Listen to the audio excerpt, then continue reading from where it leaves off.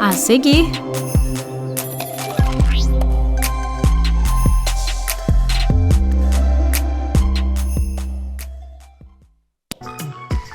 no programa de hoje, nós vamos falar sobre a importância das cotas nas universidades para a promoção de uma sociedade mais igualitária.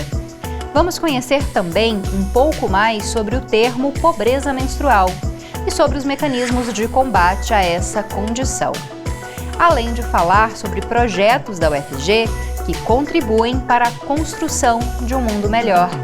Fique ligado, porque o Mundo UFG está só começando.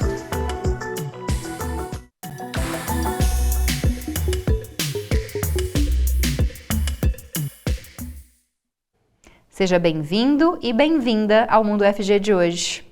Eu sou a Camila Maia, uma mulher branca de cabelos escuros e lisos na altura dos ombros, olhos também escuros e hoje visto uma roupa preta.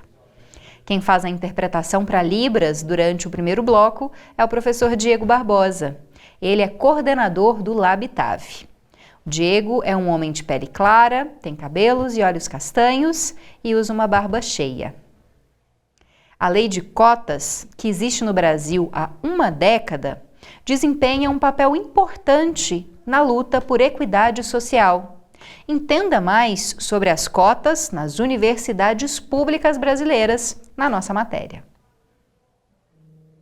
Stephanie estuda Direito na UFPR, a Universidade Federal do Paraná. Como mulher negra, entrou pela lei de cotas. Somos 50% da população. E dentro da minha sala, 5 pessoas são pessoas pretas naquele espaço. A conta, ela não fecha. Há 10 anos, a lei de cotas tenta resolver esse problema, que não é tão matemático assim, é social. As pessoas negras são as que morrem mais cedo, são as mais pobres, são as que compõem a maior quantidade de pessoas em situação de miséria no país.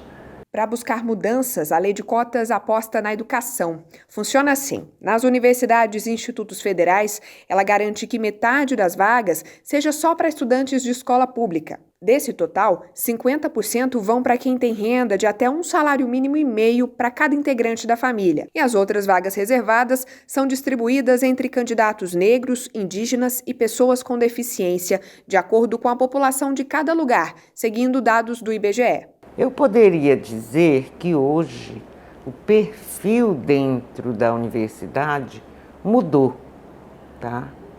E eu fico super emocionada quando eu olho e enxergo pessoas negras, quilombolas, indígenas, e eu digo que a sociedade se educa, né?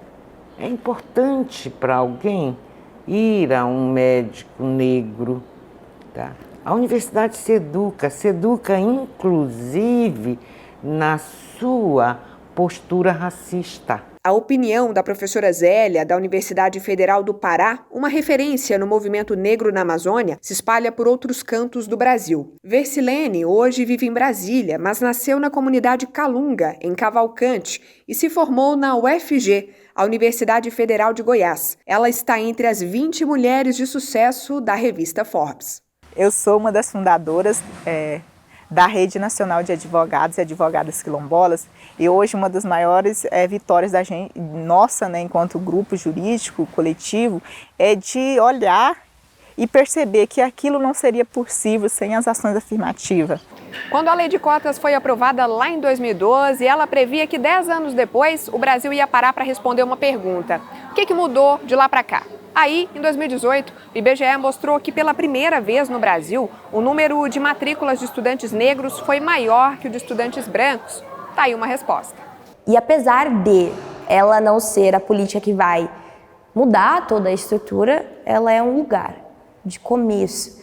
E é um lugar para começar as discussões de fato. Se eu não estivesse aqui, eu não poderia dizer sobre essas informações e não poderia dizer, olha, é importante que ela continue, porque os próximos que virão já terão um caminho minimamente trilhado até aqui, para que logo a gente possa retirá-la. Seria um prazer imenso que a gente não precisasse mais dela. Mas, inicialmente, a gente precisa. ainda precisa de muita luta, né? E a lei de cota ela é extremamente importante, mas ela também precisa ser adequada de acordo com as necessidades de cada pessoa, de cada povos, né? Por exemplo, né, a questão da população quilombola, né? A gente sente a necessidade de que a lei de cota ela não contempla todas as especificidades, as necessidades da população quilombola, principalmente as populações que vivem em contextos rurais. Rosa Parks foi uma ativista negra que lutou contra a injustiça social e pelos direitos civis da população negra nos Estados Unidos. E é com esse mesmo espírito que o coletivo Rosa Parks tem atuado para promover uma sociedade mais igualitária e justa. Você conhece o coletivo Rosa Parks? É um grupo de pesquisa destinado a integrar pessoas que se interessam em pesquisar, analisar e propor soluções para a superação de situações de preconceito, intolerâncias e discriminações. O objetivo é atravessar fronteiras teóricas e por meio de discussões sobre raça, etnia, gênero e sexualidade. Gostou dessa iniciativa e tem interesse em fazer parte? Entre em contato pelo e-mail coletivo-rosaparks@gmail.com. Você tem vontade de estudar mais os direitos humanos? Então conheça agora o núcleo que estuda essa temática aqui na UFG. Quer saber mais sobre direitos humanos? Conheça o Núcleo Interdisciplinar de Estudos e Pesquisas em Direitos Humanos. Ele é vinculado à Pró-Reitoria de Pesquisa e Inovação e possui caráter didático-pedagógico, cultural e artístico. O objetivo do núcleo é desenvolver ações para a promoção do ensino, pesquisa e extensão ligados aos direitos humanos. Para isso, conta com um quadro de colaboradores de discentes, docentes e técnicos administrativos das diversas unidades de ensino. O NDH também oferece cursos de especialização, mestrado e doutorado, além de ações de extensão e publicações em parceria com diferentes setores da sociedade. Para saber mais, acesse o site direitoshumano.prpi.ufg.br ou entre em contato pelo e-mail ndh.ufg@gmail.com ou pelo telefone 62 35 21 26 24. Você gosta de ouvir podcasts? Eu gosto, principalmente aqueles que trazem novas informações. Um exemplo de podcast é o Socializando, produzido pela Faculdade de Ciências Sociais da UFG. O podcast Socializando é construído de forma coletiva, tanto por estagiários, professores, estudantes aqui da Faculdade de Ciências Sociais e do CEPAI, o Centro de Ensino e Pesquisa Aplicado à Educação da UFG. Eu sou a Ana Clelma, uma mulher negra de pele clara, tenho cabelos pretos, longos, cacheados e uso óculos. Aqui comigo está a Suzane de Alencar, uma das idealizadoras do projeto e professora no programa de pós-graduação em Antropologia Social da FCS. Ela é uma mulher branca, tem cabelos pretos e lisos. Tudo bem? Seja muito bem-vinda aqui ao programa. Tudo bem, muito obrigada. Primeiro fala pra gente, Suzane, sobre esse formato, né? O podcast é um formato que está aí em ascensão ultimamente. Por que vocês decidiram idealizar esse projeto aí nesse formato de podcast? Bom, o Socializando, ele surgiu dentro de uma disciplina de estágio supervisionado 3, que é ministrado por antropólogas, né, e antropólogos da FCS, e a gente tinha um desafio pela frente, né, que era o primeiro semestre letivo, o segundo da pandemia, e nós não tínhamos nem um campo de estágio, pois as aulas do CEPAI elas tinham sido colocadas em outro formato, que não as aulas virtuais, né, as aulas remotas, e nós não tínhamos tempo hábil para conseguir uma nova relação, né, de estágio, de campo de estágio, e a gente tinha que fazer acontecer uma experiência de formação docente, né?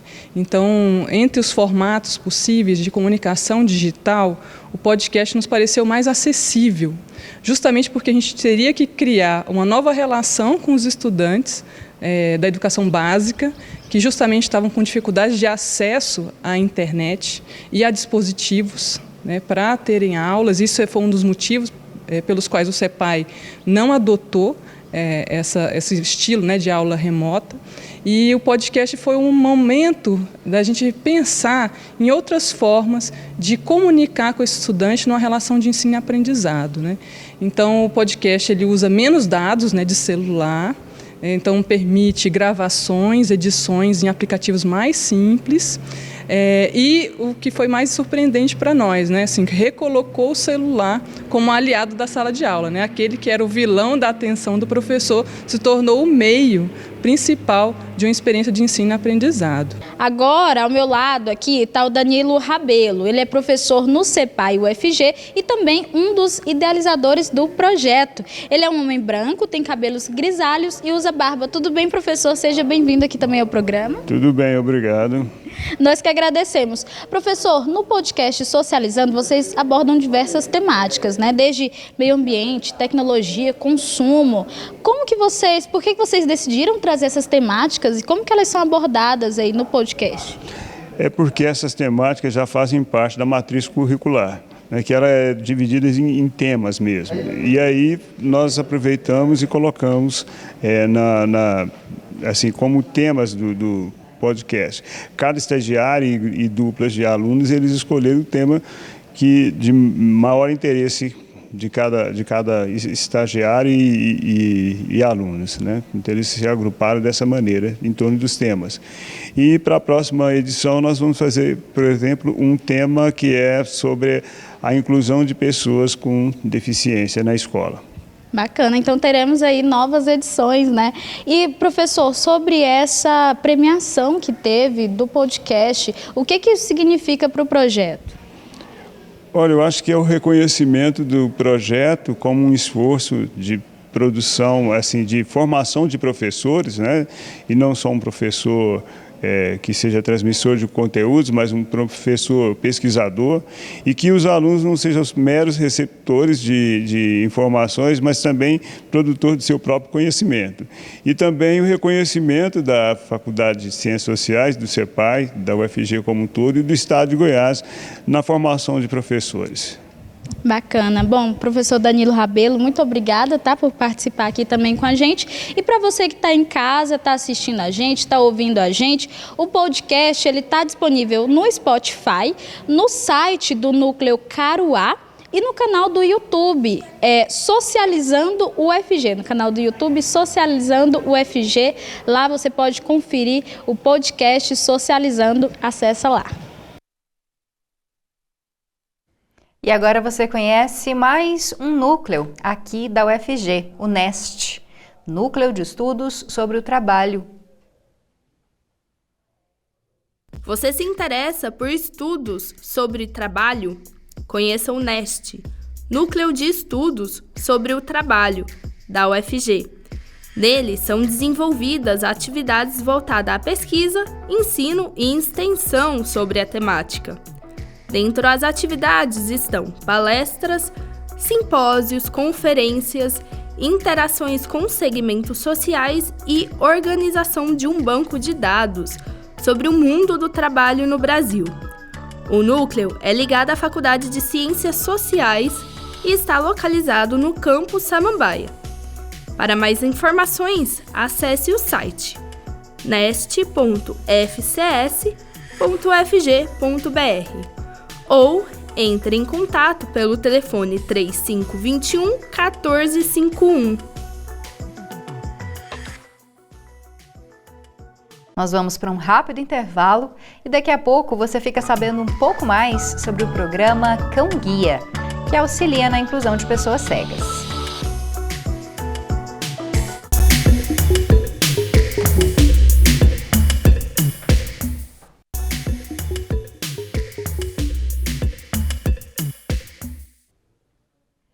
Estamos de volta com o Mundo FG. Quem faz a interpretação para Libras a partir de agora é o Diogo Marques. Ele é integrante do Labitave. O Diogo é um homem de pele parda, tem cabelos e olhos castanhos e não usa barba. Não se esqueça de acompanhar a TV UFG pelas redes sociais.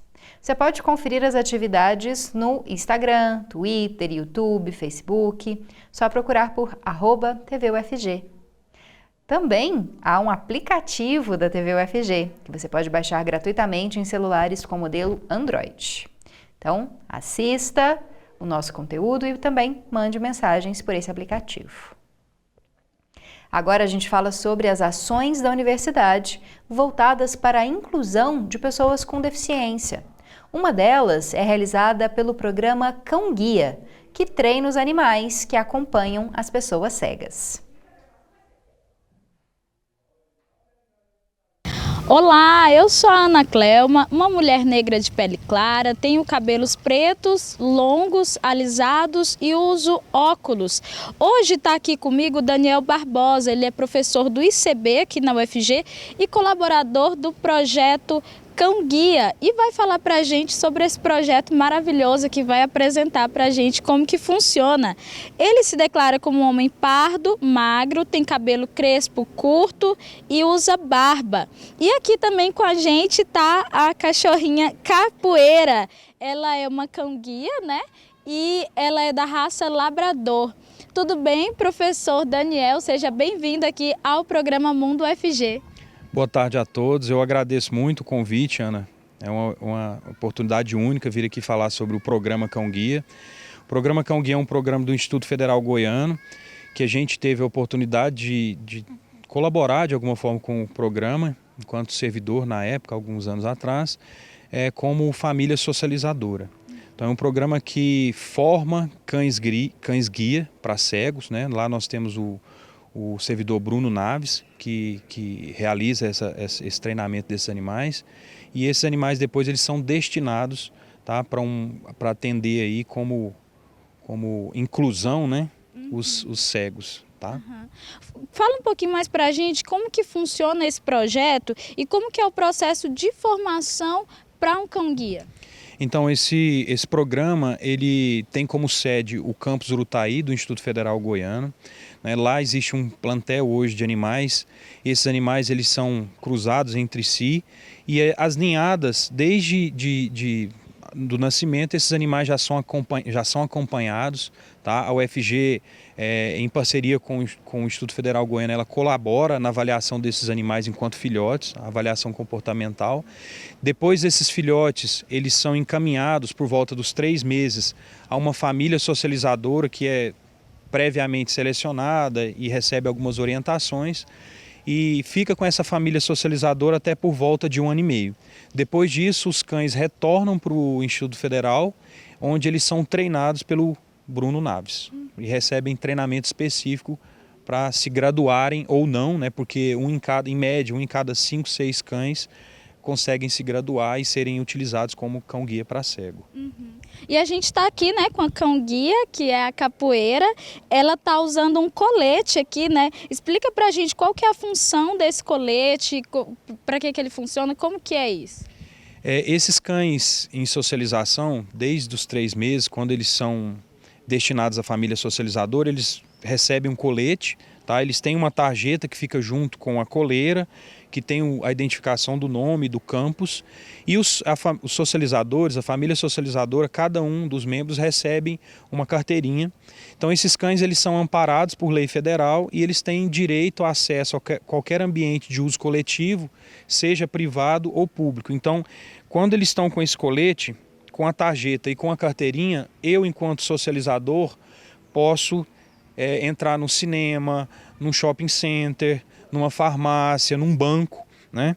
E as pessoas, isso desperta a curiosidade das pessoas e a partir daí surgem vários questionamentos e a gente faz um trabalho que é importante, que é de conscientizar a população acerca da acessibilidade do cão-guia a esses ambientes e acerca também do papel do cão-guia como inclusão para o cego. E dentro de todo esse projeto tem aí também a família socializadora, né? Qual que é o papel dela dentro de todo esse processo aí desse programa, né? A família socializadora tem a função de manter um certo nível de obediência desse cão, né? Porque não pode ser criado como um cão de guarda, um cão que é amarrado no fundo do quintal, como acontece em algumas situações.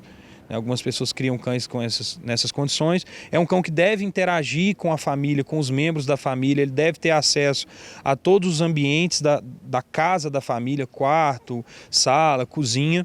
E além disso, a família socializadora tem um papel único que é de apresentar para a sociedade o cão-guia, né? Indo com esse animal aos ambientes públicos o máximo que for possível, para que as pessoas passem a ter consciência do direito que esses animais têm amparado em lei federal e a partir daí, obviamente, surge, né, o porquê desse direito. E aí a gente, né, desencadeia, promove no indivíduo a reflexão da importância do cão-guia para o cego como ferramenta de inclusão. Tá aí, muito bacana. Bom, muito obrigada, Daniel, por vir aqui explicar para a gente como que funciona aí esse programa, que é uma parceria, né, da UFG com o IF Goiano Urutaí, né? Muito obrigada por participar aqui com a gente. Eu que agradeço pela oportunidade, é sempre um prazer falar sobre inclusão, é uma coisa muito importante. Obrigado, Ana. Certo. Nós que agradecemos e obrigada também à capoeira que está aqui, ó, lindíssima. Muito obrigada. E ainda falando sobre inclusão, conheça o Sistema Integrado de Acessibilidade da UFG. Você sabia que a UFG possui mais de um núcleo de acessibilidade? O SINACE, Sistema Integrado de Núcleos de Acessibilidade, promove ações sobre a acessibilidade e inclusão entre as pró-reitorias, os órgãos da instituição e as representações de pessoas com deficiência na comunidade acadêmica. O SINACE também planeja e organiza ações que promovam a acessibilidade arquitetônica e comunicacional, nos sistemas de informação e nos materiais didáticos e pedagógicos que são disponibilizados aos estudantes e servidores com deficiência, garantindo assim a adaptação da universidade para as necessidades individuais que promovam o pleno desenvolvimento acadêmico e profissional destes estudantes e servidores. Se interessou pelo SINACE e deseja saber mais, acesse o site acessibilidade.ufg.br. Você já ouviu falar do termo pobreza menstrual? Ele se refere à falta de condições de acesso a itens de higiene básica durante o período menstrual, como a absorventes, por exemplo. Esse é o tema que o Papo Calcinha traz pra gente. Jornal, pedaços de pano, miolo de pão, folhas de árvores são alguns materiais usados de forma improvisada para conter a menstruação. Se para uma parte da população que menstrua, os cuidados durante esse período são apenas mais um hábito de higiene, para outra parcela, a realidade é marcada pela falta de acesso a itens básicos e a informação. É o que explica a professora de Direito do Campus Goiás, Carolina Mota. O termo pobreza, né, ele não leva só a questão econômica, não, tá? Ele leva também a questão social de não ter acesso, por exemplo, à água, né? Não ter acesso ao encanamento, a saneamento básico, né? Não é ter acesso apenas ao absorvente, mas sim um conjunto de situações que levam a mulher, né, a necessidade da mulher de ter um asseio com uma particularidade sua, que é a menstruação. No Brasil, 1 em cada 4 adolescentes não possui absorvente durante o seu período menstrual. O dado é do relatório Livres para Menstruar, do Girl Up. Essa realidade de tantas brasileiras é retratado no curta-metragem de Sofia Souza. O filme foi produzido durante uma disciplina do curso de Design Gráfico, aqui na UFG. Eu sempre gostei muito de desenhar, mas eu entrei em um contato maior com isso aqui na FAV. Mesmo tendo apenas aulas remotas, eu tive aulas de desenho 1, desenho 2, tive aulas de aquarela e pude explorar melhor o meu potencial criativo. Sobre a disciplina de quadrinhos em si, antes de pegar essa disciplina, eu estava com muito medo, porque eu nunca tinha pensado nem na possibilidade que eu seria capaz de criar uma história em quadrinhos, e muito menos que ela seria tão bem recebida assim.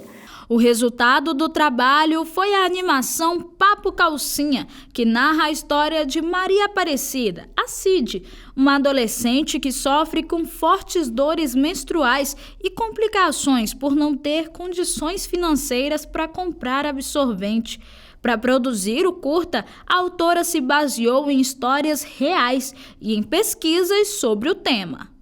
De certa forma, o mais difícil foi tratar desse assunto que é triste e até traumático para algumas pessoas, de forma que fosse lúdica e voltada para o público infanto-juvenil, porque eu não queria nada que fosse pesado, eu queria uma conversa descontraída, que mesmo tratando sobre um assunto triste, em alguns momentos até trouxesse risada ou que fosse bem descontraído mesmo. Iniciativas como essa chamam a atenção para a gravidade do problema, que é tema de diferentes pesquisas dentro da UFG. A UFG ela tem um caráter de ação de pesquisa, né, nesse sentido. E a pesquisa ela vem não só para coleta de dados, mas também para informar toda a população, toda a comunidade, não só a comunidade acadêmica, como a comunidade em geral, né, sobre a questão. E ao informar, né, ao levar informação à população, o que isso pode gerar? Pode gerar, né, consciência, pode gerar movimentação, mobilização da sociedade, né? E pode gerar mobilização política também.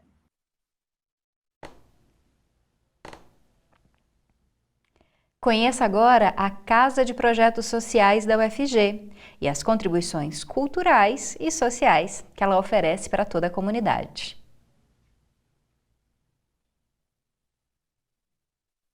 Você sabia que a universidade tem um espaço para abrigar projetos sociais e culturais? A Casa de Projetos Sociais da UFG tem o objetivo de criar ações para capacitar e assessorar os catadores de materiais recicláveis. Ela foi fundada em 2007 e está vinculada à Pró-Reitoria de Extensão e Cultura. A iniciativa acolhe a incubadora social e, inicialmente, atendia apenas os catadores de Goiânia e região metropolitana. Mas a demanda aumentou e, atualmente, há a possibilidade de atuar em outros municípios. Gostou dessa iniciativa? Para saber mais informações, basta acessar o site incubadorasocial.ufg.br ou entrar em contato pelo telefone 62 3521 1638. A gente vai para mais um rápido intervalo. Daqui a pouco você fica sabendo mais sobre outras iniciativas da Universidade Federal de Goiás voltadas para a igualdade social, inclusão. Inclusive, uma delas leva tecnologia e ensino de engenharia para as escolas.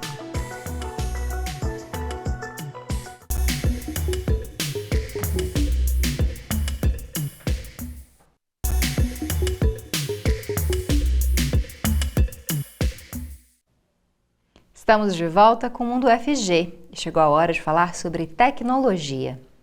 Um robô projetado pela Universidade Federal de Goiás tem auxiliado uma equipe de engenharia, o robô H2.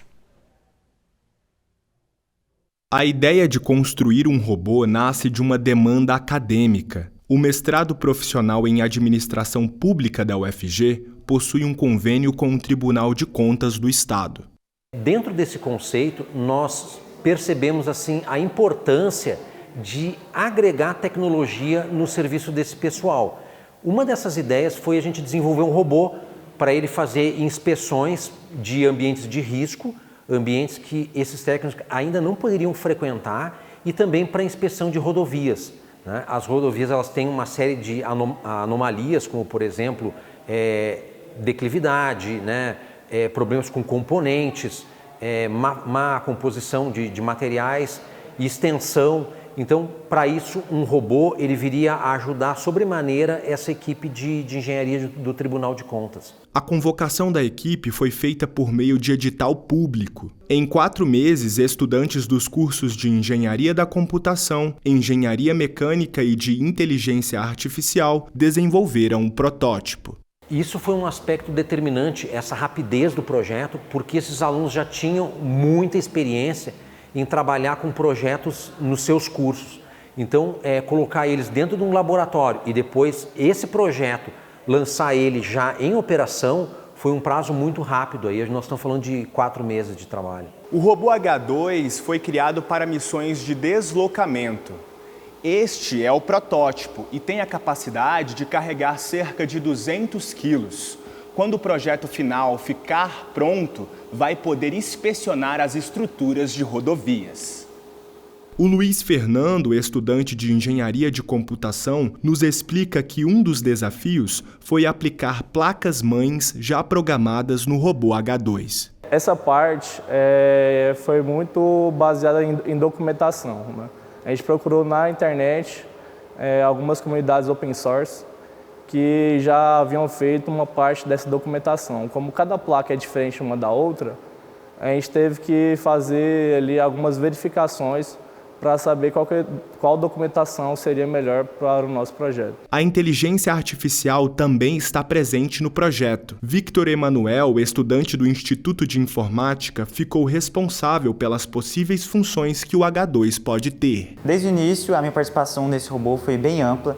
Então, eu trabalhei primeiramente projetando e pensando em como seria esse robô, se ele teria esteiras, se ele teria rodas, se o formato dele seria de um robô-tanque ou se ele teria um formato de plataforma que pudesse carregar cargas. Depois disso, nós começamos a desenhar e pensar mesmo como seria ele na prática, também levando em conta a melhor forma para que ele pudesse ter robustez e que ele também pudesse ser adaptado para diversas funcionalidades públicas. O envolvimento dos estudantes no projeto contribui para o aprendizado profissional no âmbito da robótica. É o que fala Henri Patrick, estudante de engenharia mecânica. A robótica é uma área que talvez é pouco explorada na engenharia mecânica, justamente por a engenharia mecânica não oferecer tanto contato assim com a programação.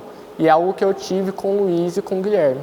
Então é algo que me deixa mais apto a novas atividades, além de eu ter um pouco de contato com a robótica aplicada, que foi diferente um pouco do que eu vi no ensino fundamental. Desde o início, a gente não pensou em desenvolver um robô que tivesse uma atividade já pré-definida, mas sim um robô que tivesse apto a receber novos cargos, novas funções.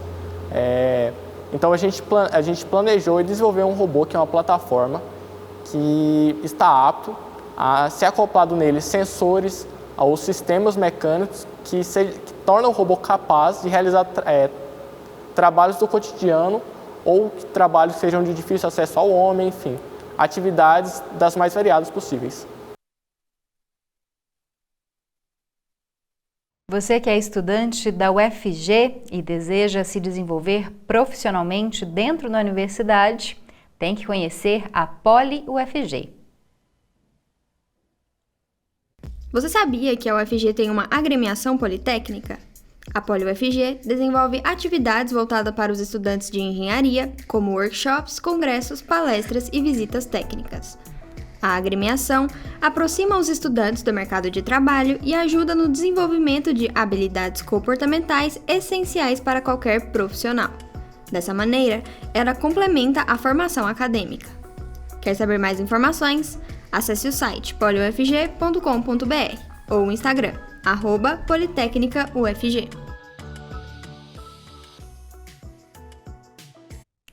Engenharia também é coisa de criança? Conheça o projeto Engenheiros da Infância, que desenvolve ações voltadas para crianças e adolescentes em escolas do ensino básico. Os Engenheiros da Infância é um projeto de extensão da Escola de Engenharia Elétrica, Mecânica e de Computação. Os idealizadores enxergaram, além do mercado tradicional da engenharia, a possibilidade de oferecer qualidade de estrutura nas redes públicas de ensino infantil e propor o desenvolvimento intelectual das crianças por meio dos brinquedos educativos. O professor Daniel Cunha, coordenador do projeto, fala sobre como funciona a ação. A gente faz uma busca nas escolas, né? E depois que a gente tem uma conversa com as coordenadoras, com as professoras, a gente pega uma demanda que eles têm, às vezes é específica, às vezes é mais genérica, e a gente começa a trabalhar em cima disso, monta um projeto, vê a viabilidade dos materiais e aí a gente faz a fabricação e faz a entrega para o CEMEI. Os estudantes do curso de graduação de Engenharia Mecânica participam do processo de fabricação dos brinquedos. Esse contato é essencial para exercer a prática laboratorial. A importância maior seria uma proximidade com a prática, né, com a engenharia, e não ficar somente no teórico. Seria também um maior conhecimento na parte de laboratório, de fabricação e o estudo para projetos em si de engenharia. A inicial, mais relacionada com a engenharia, seria com a experiência em si com o trabalho no maquinário. Mas ele desenvolve outras áreas que seria mais em questão de administração, em trabalho em equipe, em questão de gestão de tempo também, porque como já é uma faculdade integral, já falta pouco tempo para a gente poder desenvolver outras atividades. Então isso já mostra como que o mercado de trabalho vai necessitar das nossas habilidades. E é aqui, no Laboratório de Engenharia Mecânica, que os brinquedos são idealizados e projetados. Depois de prontas, as peças são encaminhadas para as creches. Então a gente faz uma busca pelos materiais, às vezes alguns são recicláveis, alguns a gente procura alguma ajuda para poder comprar, e todos eles são fabricados aqui. Então tem um torno, tem uma fresadora, tem a máquina de corte a laser, tem a serra-fita. Então a fabricação mesmo é toda feita dentro do laboratório da universidade. O objetivo da iniciativa é democratizar o acesso a brinquedos que contribuem para o processo educativo infantil. E não são só engenheiros que participam da iniciativa. Além de engenheiros, lá na nossa equipe tem também pessoas da pedagogia, da fisioterapia, então a gente preocupa também, além de fazer simplesmente alguns brinquedos, a gente preocupa também nesses brinquedos ser funcionais. Então ajudar na mecânica motora das crianças, ajudar no aprendizado então, de cores, formas geométricas. Então, além de fazer o brinquedo para as crianças se divertirem, a gente faz um brinquedo voltado também para a área educacional também. O Centro Municipal de Educação Infantil Cecília Meirelles é um dos locais que recebeu os objetos didáticos. Esses brinquedos que eles trouxeram foram muito bem recebidos pelas nossas crianças. Aguçou a curiosidade do que cada brinquedo fazia.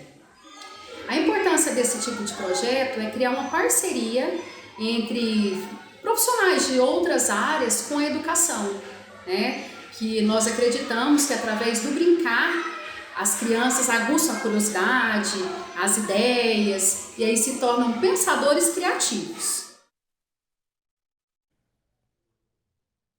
E ainda falando sobre infância. O direito de ser criança e viver essa etapa da vida é imprescindível para a formação do adulto. Uma pesquisa da UFG aborda a importância de ser criança, viver a infância e também a relação dessa etapa com a pedagogia teatral. O conceito de infância nem sempre existiu e durante séculos a criança era vista como um adulto em miniatura, com as mesmas obrigações. Mas atualmente o processo de formação infantil é percebido como fundamental para o desenvolvimento humano e objeto de pesquisas acadêmicas. O pesquisador Eduardo Oliveira desenvolveu durante o mestrado em Artes da Cena da UFG reflexões críticas relacionadas à cultura da infância e com a pedagogia do teatro.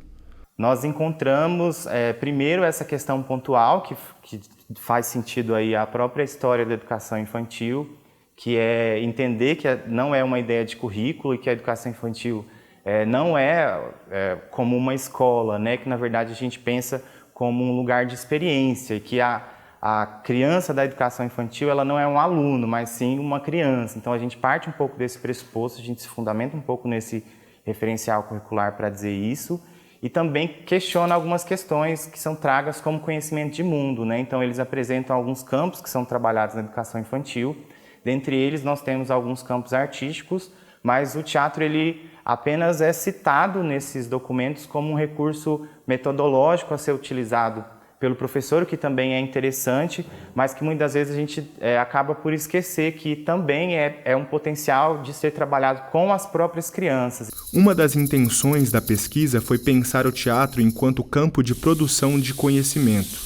Uma produção analisada foi o espetáculo Tuná, destinado ao público infantil de 6 meses a 4 anos de idade. A obra integra o projeto de extensão Teatro para Bebês, ligado ao Laboratório de Montagem Teatral e Teatro e Educação da UFG. Joana Abreu, professora e atriz da peça, fala da relevância desse tipo de produção. A importância está numa percepção, numa visão de criança, de que as crianças têm capacidade poética desde sempre, desde que elas nascem. Então a gente entende que sim, é muito importante que crianças, desde os primeiros meses de vida, possam entrar em contato com produções poéticas e artísticas de qualidade, porque elas têm capacidade de se relacionar com isso. Essas produções, elas são elementos muito importantes na formação humana, na formação do sensível, na percepção visual, na percepção emocional, na percepção sensorial das crianças. Então, são diálogos poéticos com crianças que, desde o nascimento, já têm a capacidade de se relacionar com as poéticas artísticas. A orientadora da pesquisa, Natácia Garcia, ressalta a importância dessa produção e avalia que existem poucas referências acadêmicas sobre o teatro na educação infantil. Especialmente, no nosso caso, a gente trabalha com uma perspectiva do materialismo histórico dialético e da teoria crítica.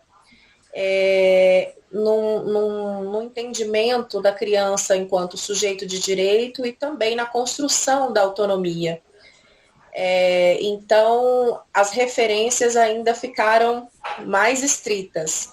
E com isso tivemos que trabalhar com autores diversos, né, tanto do campo do teatro, quanto do campo da educação, quanto do campo da educação infantil, para encontrar os meandros possíveis para se discutir o lugar do teatro infantil na educação, o lugar do teatro na educação infantil. Você sabia que a Faculdade de Direito da UFG promove atendimento jurídico gratuito? É isso que nós vamos conferir agora.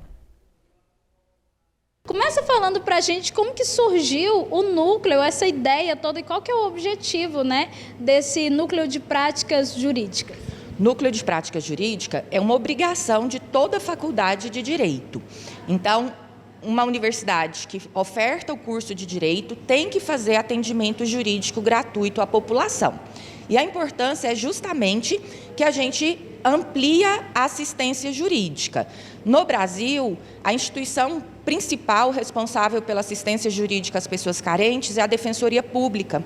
Só que a Defensoria Pública não tem condições de atender todo mundo que necessita.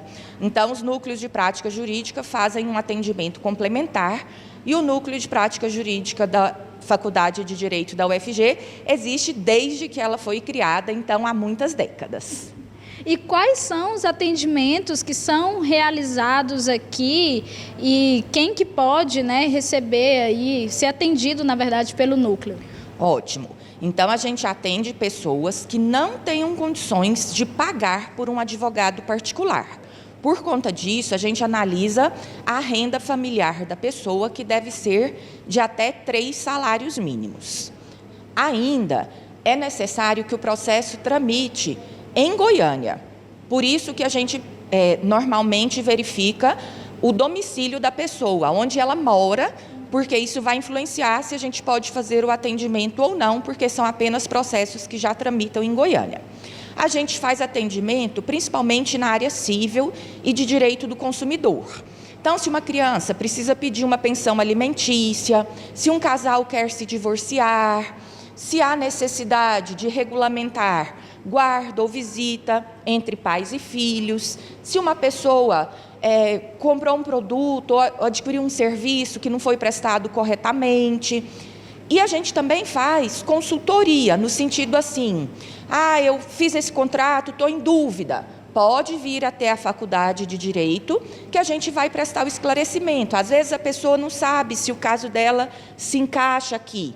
Venha e a gente vai tirar a sua dúvida e pode até dar uma indicação, se a gente não fizer esse atendimento, quais os órgãos que você pode buscar para ter o seu direito protegido.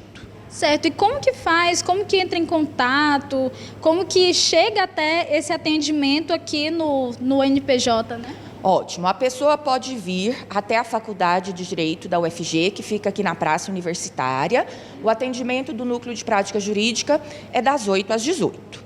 Ela também pode ligar para o telefone 3209-6316. E ela também pode mandar e-mail. O e-mail é atendimento.npj.fd@ufg.br. São as 3 formas que ela tem de entrar em contato com a gente. É importante a gente dizer que a gente não faz atendimento na área trabalhista e na área previdenciária.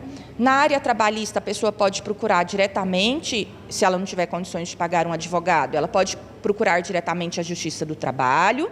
E na área previdenciária, ela pode procurar a Defensoria Pública da União ou a Justiça Federal. Então, a gente não faz atendimento nessas áreas. Certo. E para a gente encerrar aqui, fala para a gente qual que é a importância das pessoas buscarem os seus direitos e aqui ter acesso, né, a uma maneira de quem não tem condições financeiras, a gente está falando, né, principalmente, de buscar aí os seus direitos. Qual que é a importância de projetos como esse aqui? Ótimo. O acesso à justiça é um direito básico de qualquer pessoa. Desde a década de 70, a gente discute a necessidade de as pessoas conseguirem colocar em prática o seu direito. E, para isso, muitas vezes, ela vai precisar de um advogado. Só que nem todo mundo tem condições de contratar esse serviço. Por isso, a importância da atividade realizada pelos núcleos de prática jurídica. Porque, além de a gente retornar para a população um serviço, os alunos do curso de Direito também têm a oportunidade de ter essa experiência prática. Os atendimentos são feitos pelos alunos com a supervisão de um professor que é advogado, e esse advogado fica responsável pela causa daquela pessoa ali. Certo. Professora Carolina Chaves, muito obrigada por participar aqui com a gente, explicar sobre como funciona o Núcleo de Práticas Jurídicas aqui da UFG. Eu que agradeço, estamos à disposição da população, qualquer dúvida, entre em contato. Certo, e para saber mais informações sobre o funcionamento do núcleo, tudo o que acontece aqui, acesse o site da Faculdade de Direito, lá tem uma aba específica para o núcleo, tá? fd.fg.br, acesse lá. Se você quiser ver ou rever qualquer episódio do Mundo UFG, é só procurar o nosso canal no YouTube. Lá ocorre a transmissão do programa ao vivo e também eles ficam armazenados, ficam disponíveis para você assistir em qualquer momento. Se você quiser sugerir alguma pauta para que a gente discuta no Mundo UFG, entre em contato pelo WhatsApp 62 99181 1406, 62 99181 1406. E aproveita para baixar o nosso aplicativo também. Você consegue assistir a programação ao vivo e conversar com a gente. Eu fico por aqui, mas amanhã estamos de volta, 13h. Muito obrigada pela audiência e eu te espero mais uma vez amanhã.